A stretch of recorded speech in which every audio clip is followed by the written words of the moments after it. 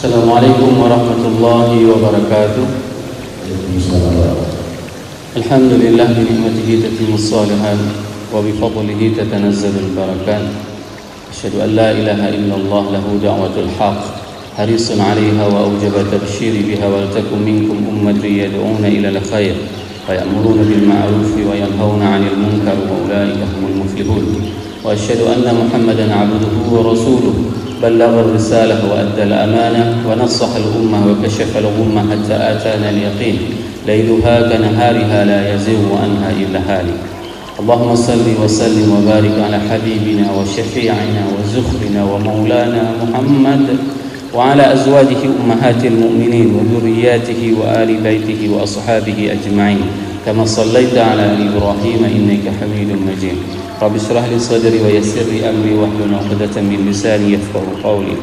وقال الله تعالى في القرآن الكريم أعوذ بالله من الشيطان الرجيم بسم الله الرحمن الرحيم ويوم يحشرهم جميعا يا معشر الجن لقد استكثرتم من الإنس وقال أولياؤهم من الإنس ربنا استمتع بعضنا ببعض وبلغنا أجلنا الذي أجلت لنا قال النار مثواكم خالدين فيها إلا ما شاء الله Inna rabbaka hakimun alim. Sadaqallahul azim. Hadirin jemaah yang dirahmati Allah, mari sama-sama kita panjatkan puji dan syukur kita kepada Allah yang telah memberikan nikmat iman, nikmat kesehatan sehingga kita dapat melangkahkan kaki kita ke tempat yang penuh dengan keberkahan ini. Salawat dan salam mari sama-sama kita panjatkan kepada junjungan kita Nabi besar Muhammad sallallahu alaihi wasallam yang telah memberikan pedoman hidup kepada kita sehingga kita dapat menjalankan aktivitas kehidupan kita sehari-hari sesuai dengan petunjuk yang diajarkan oleh baginda Rasulullah sallallahu alaihi wasallam. Ayah bunda dan jamaah yang dirahmati Allah yang saya cintai, pengurus masjid, Tunku Imam Masjid, Tunku Imam Kampung dan BKM dan aparatur desa yang telah menginisiasi terjadinya dan terselenggaranya acara ini, semoga menjadi amal soleh bagi kita semua. Ayat yang barusan saya bacakan tadi ini merupakan gambaran wa'dul haq, janji pasti yang digambarkan oleh Allah. Dan ini adalah merupakan dialog di saat kita nanti dibangkitkan oleh Allah pada yaumil mahsyar. Kita nanti akan berdialog antara manusia dengan semua makhluk yang ada. Di antara petikan dialog tersebut adalah bahwasanya orang-orang semua akan mengakui, sama seperti halnya kalau misalnya kita ingin mengatakan bahwasanya oh dulu pernah disampaikan oleh Ustaz Damanhur, inilah kejadiannya. Kenapa? Karena Al-Quran sudah memberitahu kita lebih dahulu tentang kejadian yang akan datang, bahwasanya pada nanti yauma yuhsyaruhum jami'an, pada hari nanti Allah membangkitkan kita semuanya pada hari yaumil mahsyar. Kenapa dikatakan dengan kata-kata yahsyuruhum, mereka semuanya? Mereka itu semua termasuk yang taat dan yang tidak taat. Semua dibangkitkan oleh Allah. Ya ma'syaral jin, wahai makhluk jin, laqad istaktsartum minal ins. Sungguh kalian itu paling banyak menyesatkan manusia. Ini ungkapan dari Allah bahwasanya pada saat nanti dibangkitkan manusia yaumil mahsyar, Allah mengatakan kepada jin, wahai jin, kalian itu yang paling banyak berkontribusi terhadap menyesatkan manusia. Ini yang dikatakan oleh Allah. Kenapa? Karena ada jin manusia dan ada jin dari jin. Khannas, ya, seperti yang sering kita bacakan, alladzi waswisu fi sudurin nas minal jinnati wan nas. Bahwasanya yang membisikkan itu disebut juga dengan khannas, pembisik. Ya. Nah, siapa saja hari ini yang menjadi pembisik itu disebut juga dengan khannas. Ada pimpinan yang sering membisik pimpinan, itu namanya khannas. Minal jinnati. Berarti kalau dia bisik yang enggak baik kepada pimpinannya, berarti dia minal jinnati wan nas. Dan ada juga manusia yang membisikkan. Tentu jin dan manusia ini ada yang taat kepada Allah dan ada yang kufur kepada Allah. Wa qala awliya'uhum, dan berkata para pemimpin-pemimpin mereka. Ya, pemimpin-pemimpin mereka sesama mereka, siapapun itu yang menjadi pemimpin, ya. Wa qala awliya'uhum minal ins, ya. Dan berkata pemimpin-pemimpin mereka dari manusia, Rabbana istamta'a ba'duna bi ba'din. Wahai Tuhan kami, sungguh kami telah menikmati ba'duna bi ba'din. Sungguh kami telah menikmati kehidupan di dunia ini sesama kami. Ini yang diungkapkan oleh para pemimpin-pemimpin nanti pada hari Yaumil Mahsyar. Bagaimana pengertian kata-kata istamta'a? Istamta'a itu merupakan sebuah kenikmatan, yang kenikmatan tersebut apabila kita melakukannya itu akan sirna dengan cepat. Itu penggunaan kata-kata mata. Wa mal hayatid dunya mata'. Bukanlah kehidupan di dunia ini hanya sekedar bersenang-senang. Jadi penggunaan kata-kata mata di dalam bahasa Arab itu adalah kesenangan yang sementara, yang bukan abadi. Nah, pada saat hari Yaumil Mahsyar, para pemimpin-pemimpin itu mengatakan, wahai Tuhan kami, sungguh kami telah menikmati sesama kami tentang kesenangan di kehidupan di dunia ini. Ada manfaat yang kami ambil dari jin, dan begitu juga dengan jin ada manfaat yang diambil dari kami. Ya, berapa banyak di antara manusia yang meminta pertolongan kepada jin? Berapa banyak di antara manusia yang menjadikan jin sebagai sekutunya? Berapa banyak di antara jin yang meminta makanan, sesajian kepada manusia? Dan kesemuanya mereka itu saling tolong menolong dan saling menikmati dalam kehidupannya. Sehingga apa?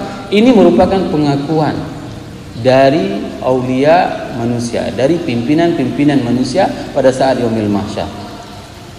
Rabbana istamta'a ba'duna bi ba'din wa balaghna ajalana alladhi ajjalta lana. Dan engkau telah menyampaikan kepada kami ajal. Ajal itu yaitu batas waktu, batas umur, dan batas kenikmatan tersebut. Bahwasanya kenikmatan tersebut akan berakhir, ya. Kesenangan tersebut akan sirna, kesenangan tersebut akan punah. Ini merupakan pengakuan dari manusia pada saat mereka nanti, ya, pada saat mereka nanti dibangkitkan, kita semua akan mengatakan seperti itu. Dan ini diungkapkan oleh orang-orang yang kufur terhadap nikmat yang diberikan oleh Allah. Maka jemaah yang dirahmati Allah, Al-Quran mengajarkan kepada kita janji-janji pasti yang pasti akan terjadi, dan gambaran bagaimana suasana nanti di hari akhirat, Yaumil Mahsyar. Kita belum lagi membahas setelah dibangkitkan ini dan berdialog seperti ini, apa yang akan terjadi kepada manusia. Insya Allah Senin yang akan datang kita akan bahas bagaimana seorang manusia itu dipaparkan dengan catatan-catatannya. Kenapa? Karena nanti setelah pemaparan dan hasil pemaparan tersebut, itu yang melakukan dialog bukan lagi manusia. Yang melakukan dialog itu adalah jin sendiri. Setelah nanti dihisab, ya, dihisab kita akan bahas nanti pada permasalahan pembahasan tentang hisab. Setelah dihisab sudah masuk ke surga dan sudah masuk ke neraka, nanti, ya, syaitan itu berdiri, dia berkhutbah, berceramah semuanya di hadapan para pengikut-pengikutnya semua. Inilah khutbah yang paling menyesakkan dada yang didengarkan oleh para pengikutnya. Ceramah syaitannya, dikumpulkan semua orang-orang di dalam neraka, nanti dia ceramah. Ayatnya di dalam surah Ibrahim yang berbunyi, a'udzubillahi minasyaitonirrajim, wa qala asyaitanu lamma qudiyal amru innallaha wa'adakum wa'adal haqq. Setelah Allah menghisab semuanya, sudah dikumpulkan semuanya, maka khutbah setan yang pertama sekali dia mengatakan bahwasanya apa? Innallaha wa'adakum wa'adal haqq. Sesungguhnya Allah menjanjikan kepada kalian janji yang pasti. Inilah pembahasan kita, janji pasti. Nanti kita akan bahas bagaimana penyesalan manusia pada saat itu, bagaimana jin sendiri menyesali iblis, setan itu menyesali sendiri bagaimana kelalaian mereka terhadap ketaatan kepada Allah.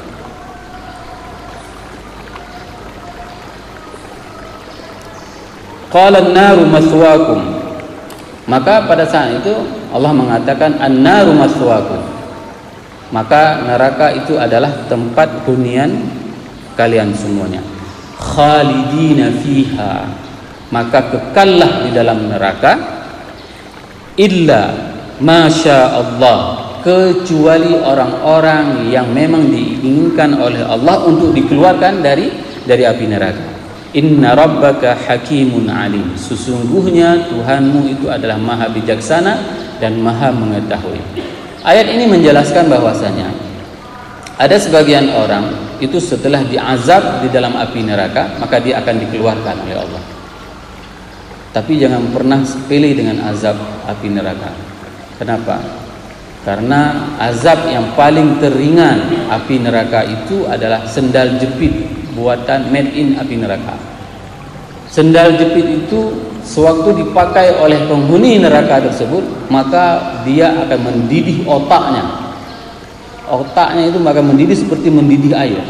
Itu azab yang paling terendah di dalam api neraka. Sendal jepit made in api neraka.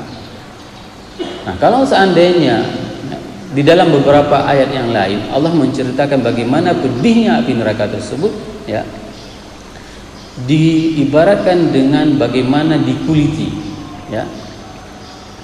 Allah menguliti orang tersebut sehingga apa? Kullama baghdat juluduhum baddalnahum juludan ghairah. Siksaan api neraka itu adalah apabila mereka itu dikuliti, maka akan diganti dengan kulit yang baru, setelah itu dikuliti lagi. Dan ini merupakan sebuah saintis menemukan ternyata rasa sakit yang terdapat pada manusia itu berada di bawah kulit. Dan itu banyak yang terjadi. Kalau misalnya Bapak Ibu jamaah yang dirahmati Allah pernah merasakan luka terkoyak, ya, itu kita boleh pegang dagingnya, nggak sakit di dalamnya. Kenapa? Karena yang paling sakit itu apabila kita muklir ke aspal. Ya, kalau kita terseret di aspal, itu lukanya itu paling sakit. Kenapa? Karena rasa sakit, ya, diberikan oleh Allah, diletakkan oleh Allah di bawah kulit. Dan ini baru ditemukan di abad ke-20 secara saintis. Jawaban terhadap apa yang disampaikan oleh Allah di dalam Al-Quran, kullama nadhidat juluduhum baddalnahum juludan ghairah. Setiap disiksa itu, dicelupi dengan direndam dengan api neraka, maka mereka akan terkuliti, terkelupas kulitnya. Salah satu siksaannya. Dan pada saat itu mereka akan dibuat lagi kulit baru, dicelupi lagi, dikuliti lagi. Kita bisa melihat Bapak Ibu jemaah yang dirahmati Allah, di saat seseorang menyembelih kambing, ya, saat kambing itu dikuliti, walaupun sudah meninggal dia masih bergerak dagingnya. Sewaktu dikuliti itu seperti itu. Begitulah rasa sakit. Walaupun dia sudah mati kambingnya, tapi efeknya itu masih terasa sama daging yang sudah mati. Apalagi nanti diazab di hari akhirat. Nauzubillah. Semoga jamaah yang berhadir di subuh yang berbahagia ini, di antara jamaah-jamaah yang bukan melakukan dialog ini, bukan kita yang mengucapkan pembicaraan ini, karena ini adalah pembicaraan orang-orang yang kufur dan orang-orang yang ingkar terhadap nikmat, terhadap keimanan kepada Allah Subhanahu wa taala. Oleh sebab itu jamaah yang dirahmati Allah, Allah masih memberikan kita umur panjang, masih diberikan kepada kita kesempatan hidup. Berapa banyak di antara teman-teman, di antara saudara-saudara kita, mereka belum sempat taubat, mereka belum sempat untuk mendekatkan diri kepada Allah, tapi Allah sudah mengambil, sudah memanggil mereka. Berapa banyak yang kehidupan mereka itu mereka habiskan di dalam kehidupan kegelapan. Sedih kita melihat. Nah, alhamdulillah ada di antara jamaah yang memang sudah mendapatkan hidayah dari Allah. Dulu kalau misalnya kita mendengarkan ceritanya, tidak sanggup kita mendengarkan bagaimana kejahiliahannya. Setiap malam Sabtu itu sudah keluar dari Aceh dengan berbagai macam kemaksiatan yang mereka lakukan di luar itu. Namun Allah masih memberikan kesempatan kepada mereka sehingga mereka masih bertobat. Dan alhamdulillah mereka sudah menjadi jamaah. Ini merupakan sebuah apresiasi yang luar biasa. Hidayah dari Allah. Bayangkan berapa banyak di antara teman-teman mereka itu belum sempat tobat sudah dipanggil oleh Allah. Oleh sebab itu jemaah yang dirahmati Allah, pergunakan umur kita ini Supaya apa? Supaya kita bisa lebih dekat kepada Allah dan pinta kepada Allah. Pinta kepada Allah agar kita diberikan terus keimanan ini. Kenapa? Karena tidak semua orang akan mendapatkan kenikmatan iman tersebut. Ya. Tidak semua orang akan mendapatkan iman tersebut. Ketertarikan kita kepada masjid untuk melaksanakan salat 5 waktu, semangat kita dalam bersedekah. Saya salut dengan beberapa profesi di Kota Luxmawe, para dokter, mereka mempunyai pendapatan yang lebih diberikan oleh Allah, namun mereka juga mempunyai semangat bersedekah yang sungguh luar biasa. Inilah yang dinamakan dengan nikmat harta pada orang-orang yang saleh. Kalau tidak, harta itu tidak akan bermanfaat bagi diri kita semuanya. Insya Allah kita akan sambung dengan bagaimana hisab dan bagaimana nanti saat diturunkan sijil-sijil, catatan-catatan mulai dari pertama kita hidup, ya. Itu lebih daripada 70 catatan dalam sebuah hadis. Itu lebih daripada 70 catatan dan itu akan berterbangan pada saat nanti kita akan dihisab. Hanya ini yang dapat saya sampaikan. InsyaAllah akan kita sampaikan pada pertemuan yang akan datang mengenai Yaumil Mahsyar. Subhanakallahumma wa bihamdika asyhadu an la ilaha illa anta astaghfiruka wa atubu ilaik. Wassalamualaikum warahmatullahi wabarakatuh.